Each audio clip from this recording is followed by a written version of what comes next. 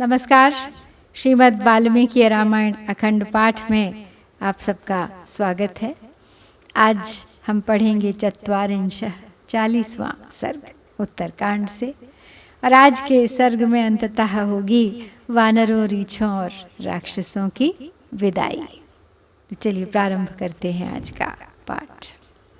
तथा स्म तेषां वसतां वृक्षवानररक्षसां राघवस्तु महातेजाः ग्रीवमिदमब्रवीत्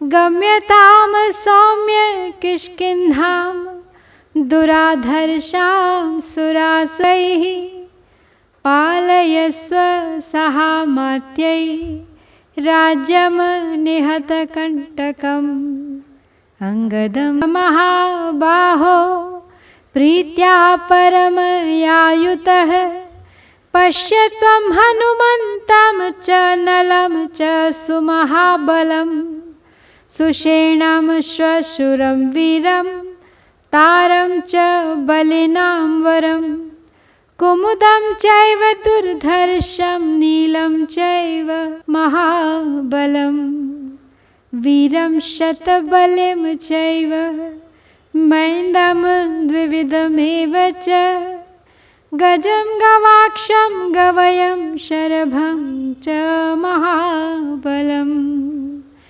ऋक्षराजं च दुर्धर्षं जाम्बवन्तं महाबलं पश्य प्रीति समायुक्तो गंधमादनमेव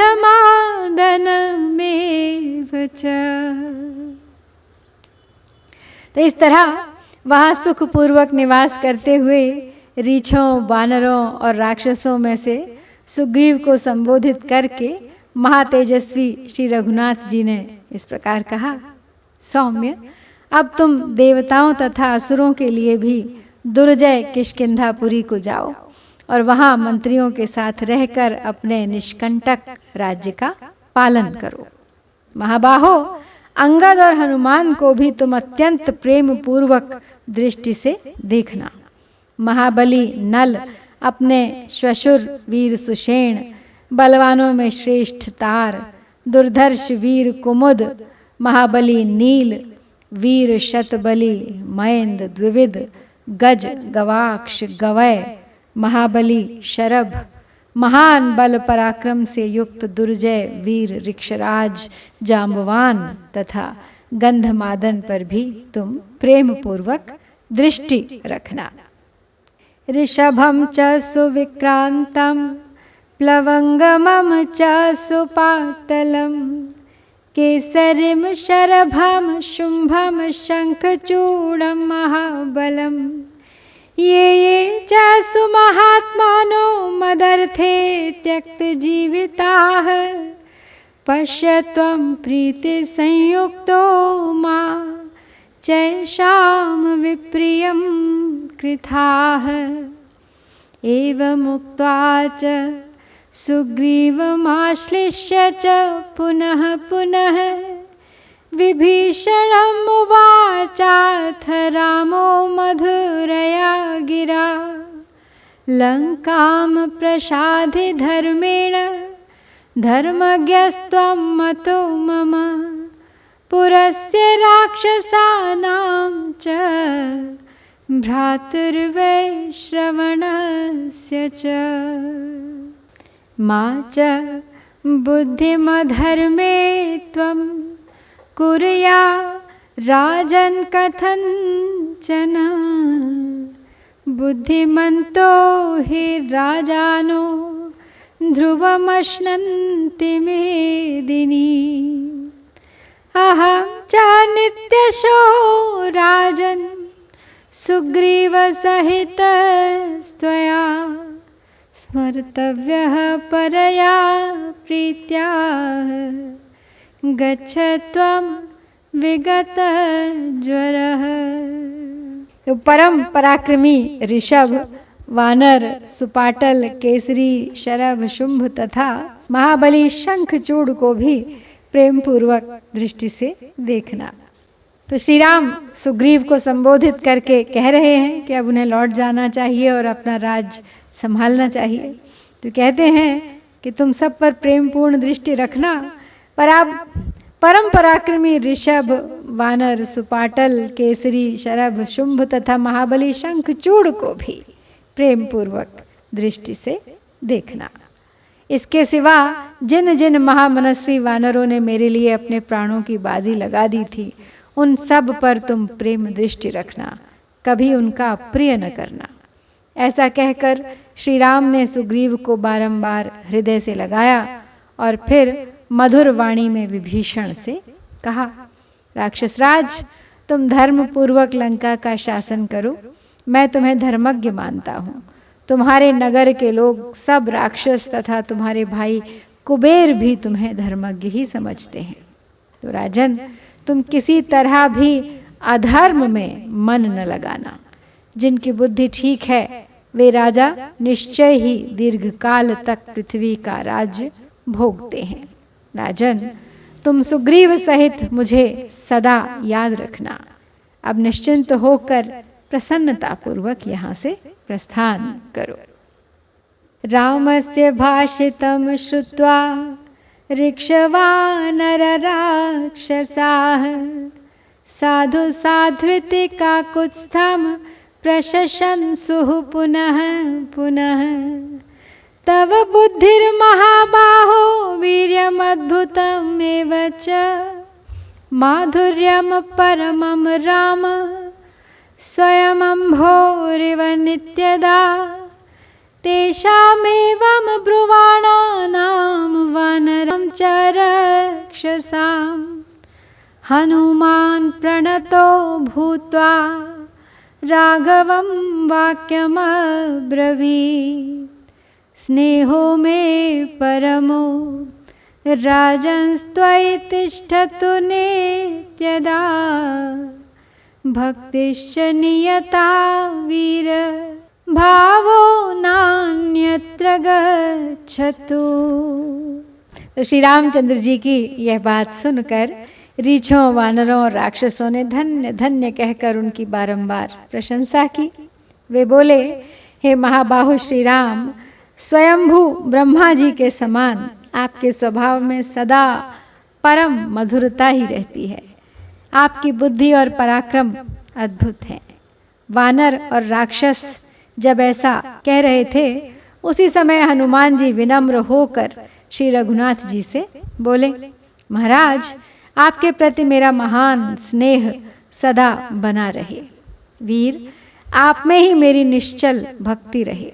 आपके सिवा और कहीं मेरा आंतरिक अनुराग न हो। यावद् राम कथा वीर चरिष्यति महीतले तावत् शरीरे वत्स्यन्तु प्राणा मम न संशयः। यच्चैतच्चरितं दिव्यं कथाते रघुनन्दन तन्ममाप्सरसो राम श्रावयेयुर्नरर्षभ। तच्छ्रुत्वाहं ततो वीर तव चर्यामृतं प्रभो उत्कण्ठां तां हरिष्यामि मेघलेखामिवानिलः। एवं ब्रुवाणं रामस्तु हनुमन्तं वरासनात् उत्थाय सस्वजे स्नेहात् वाक्यमेतद्वाचः। एवमेतत् कपिश्रेष्ठ भविता नात्र संशयः। चरिष्यति कथा यावदेषा लोके च मामिका तावते भविता कीर्तिः शरीरे अप्यसवस्तथा। लोका हि यावत् स्थास्यन्ति तावत् स्थास्यन्ति मे कथाः। तो हनुमान जी श्री राम से आगे कहते हैं कि हे वीर श्री राम, इस पृथ्वी पर जब तक राम कथा प्रचलित रहे तब तक निस्संदेह मेरे प्राण इस शरीर में ही बसे रहे। हे रघुकुल नंदन नरश्रेष्ठ श्री राम, आपका जो यह दिव्य चरित्र और कथा है इसे अप्सराएं मुझे गाकर सुनाया करें। वीर प्रभो, आपके उस चरितामृत को सुनकर मैं अपनी उत्कंठा को उसी तरह दूर करता रहूँगा जैसे वायु बादलों की पंक्ति को उड़ाकर दूर ले जाती है। तो हनुमान जी के ऐसा कहने पर श्री रघुनाथ जी ने श्रेष्ठ सिंहासन से उठकर उन्हें हृदय से लगा लिया और स्नेहपूर्वक बोले, कपिश्रेष्ठ ऐसा ही होगा, इसमें कोई संशय नहीं है। संसार में मेरी कथा जब तक प्रचलित रहेगी तब तक तुम्हारी कीर्ति अमिट रहेगी और तुम्हारे शरीर में प्राण भी रहेंगे ही। जब तक ये लोक बने रहेंगे तब तक मेरी कथाएं भी स्थिर रहेंगी। एकैकस्योपकारस्य प्राणान् दास्यामि ते कपे, शेषस्येहोपकाराणां भवामऋणिनो वयम्। मदङ्गे जीर्णतां यातु यत्त्वयोपकृतं कपे, नरः प्रत्युपकाराणामापत्स्वायाति पात्रताम्। ततोऽस्य हारं चन्द्राभमुच्य कण्ठात् स राघवः, वैदूर्यतरलं कण्ठे बबन्ध च हनुमतः। तेनोरसि निबद्धेन हारेण महता कपिः, रराज हेमशैलेन्द्रश्चन्द्रेणाक्रान्तमस्तकः। हनुमान जी बहुत सारी इच्छाएं कर रहे हैं और श्री राम उन्हें वरदान देते हुए तथास्तु कहते हुए कहते हैं आगे कि हे कपे, तुमने जो उपकार किए हैं उनमें से एक एक के लिए मैं अपने प्राण निछावर कर सकता हूँ। तुम्हारे शेष उपकारों के लिए तो मैं ऋणी ही रह जाऊंगा। तो हे कपिश्रेष्ठ, मैं तो यही चाहता हूँ कि तुमने जो जो उपकार किए हैं वे सब मेरे शरीर में ही पच जाए, उनका बदला चुकाने का मुझे कभी अवसर न मिले, क्योंकि पुरुष में उपकार का बदला पाने की योग्यता आपत्ति काल में ही आती है। मैं नहीं चाहता कि तुम भी संकट में पड़ो और मैं तुम्हारे उपकार का बदला चुकाऊं। इतना कहकर श्री रघुनाथ जी ने अपने कंठ से एक चंद्रमा के समान उज्ज्वल हार निकाला, जिसके मध्य भाग में वैदूर्य मणि थी। उसे उन्होंने हनुमान जी के गले में बांध दिया। तो वक्षस्थल से सटे हुए उस विशाल हार से हनुमान जी उसी तरह सुशोभित हुए जैसे सुवर्णमय गिरिराज सुमेरु के शिखर पर चंद्रमा का उदय हुआ हो। श्रुत्वा तु राघवस्यैतदुत्थायोत्थाय वानराः, प्रणम्य शिरसा पादौ निर्जग्मुस्ते महाबलाः। सुग्रीवः स च रामेण निरन्तरं रोगतः, विभीषणश्च धर्मात्मा सर्वे ते बाष्पविक्लवाः। सर्वे च ते बाष्पकलाः साश्रुनेत्रा विचेतसः। सम्मूढा इव दुःखेन त्यजन्तो राघवं तदा, कृतप्रसादास्ते नैवं राघवेण महात्मना। जग्मुः स्वं स्वं गृहं सर्वे, देहि देहमिव त्वजन्।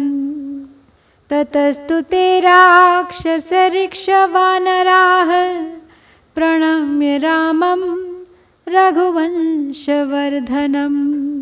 वियोगजाश्रु प्रतिपूर्णलोचनाः, प्रतिप्रयातास्तु यथा निवासिनः।